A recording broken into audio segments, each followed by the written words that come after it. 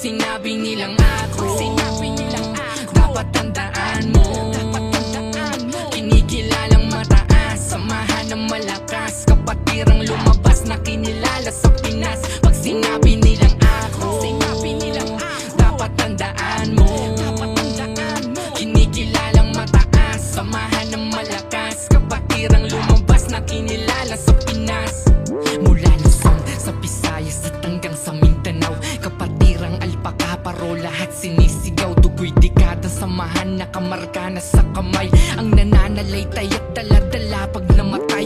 Walang bago, ang hangarin ay magkaisa lang, ang mga plano mabago, ang dating kasiraan. Pamilya na nakapako, taas noo gumabay, sa mga dati o bago, sa mga palo sanay. Ang mga miyembro ay dala-dala ang bawat mga kwento, isip at salita sa nagawa ay nakasentro. Kanila na sinabuhay ang ibig ng kapatiran, magsilbi sa Diyos at sa bayan at sangkatauhan. Mula bayan ng Rizal, sa sulok man ng Manila, sa Cavite, Bulacan, sa probinsya ng Laguna, Bataan, Valenzuela, kabundukan ng Aurora, sa labas ng Pilipinas may kasabing kapamilya. Sinabi nilang